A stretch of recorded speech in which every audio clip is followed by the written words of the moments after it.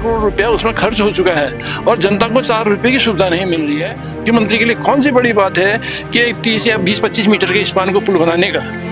तब तो उनके अपने गृह क्षेत्र में हेलीपैड बन रहे हैं, एक तरफ उनके ननिहाल में हेलीपैड बन रहे हैं, दूसरी ओर एक गांव वालों के लिए छोटी सी पुलिया नहीं बन रही है। ये कैसा पक्षपात है, कैसा भेदभाव है, ये मेरे समझ से बाहर है। कि जो देहरादून में कलयुग के देवता पुष्कर सिंह जी बैठे हैं, वो इन देवताओं पर सब पे भारी पड़ रहे हैं।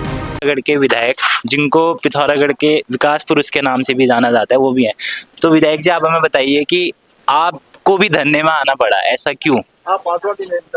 मुझको भी धरने में आना पड़ा, इसका जवाब यही है कि जिस जनता ने मुझे चुना है, जिस जनता ने मुझे इतना सम्मान दिया है, ये पद दिया है, उसके सुख और दुख में मुझे भागीदारी करनी थी। और इसी इनके दुख की घड़ी में मैं इनका साथ देने के लिए यहाँ पर आया हूँ।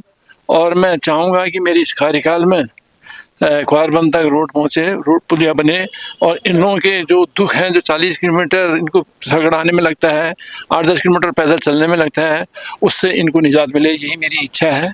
और शायद अभी हमारे को जो बहन कह रही थी कि उस नाले में पुलिया बननी है, उसमें भिंगड़ा देवता भी हैं, लाटा भी हैं, कलवा भी हैं, और हमारे भगवती मैया भी हैं, बहुत सारे देवताओं ने नाम लिया।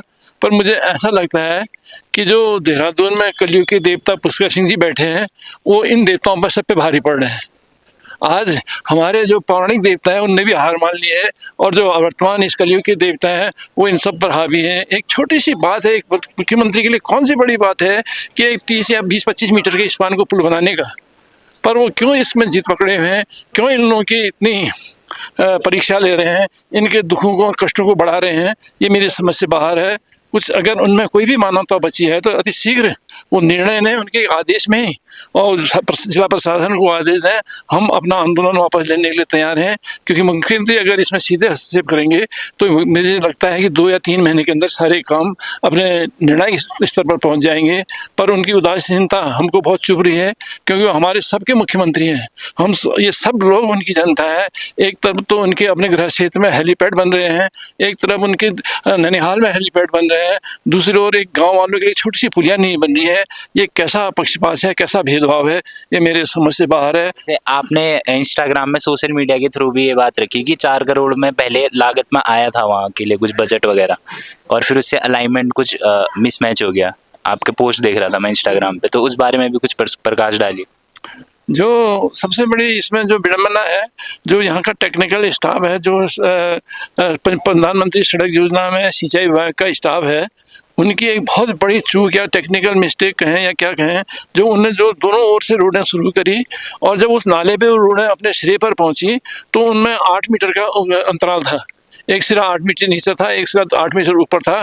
उसमें तो दुनिया की कोई भी टेक्नोलॉजी पुल नहीं बना सकती है। कहाँ तो इन प्रधानमंत्री सड़क योजना के इन अधिकारियों की तो बस की बात ही नहीं है। तो मैं चाहता था कि मैंने मुख्यमंत्री जी को जिला सभागार पिथौरागढ़ में जब वो आए थे तो ये बात उठाई थी।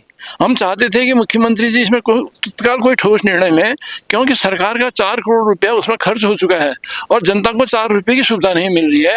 तो उनको उस समय उन अधिकारियों पर कार्रवाई करनी थी, उस ठेकेदार से रिकवरी करवानी थी, उन अधिकारियों को सस्पेंड करना था जिनकी इस गलती से आज पूरा 5000 लोगों का क्षेत्र सफर कर रहा है। तो उस पर उन्होंने चुप्पी साध दी, और उनका ये मौन बहुत चुभने वाला है, क्योंकि इसी तरह अगर इतने शीर्ष जनप्रतिनिधि भ्रष्ट कर्मचारियों को परसे देंगे तो इस देश के, इस प्रदेश का विकास होना असंभव है।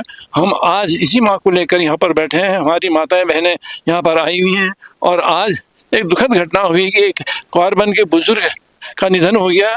मैं तो ये सोचता हूँ कि वो बुजुर्ग, शायद सारे लोग क्वारबंद के, उनके परिजन जितने भी हैं, घर के बच्चे सब यहाँ आने के कारण उनको उचित उपचार नहीं मिल पाया होगा और उनने दम तोड़ दिया है।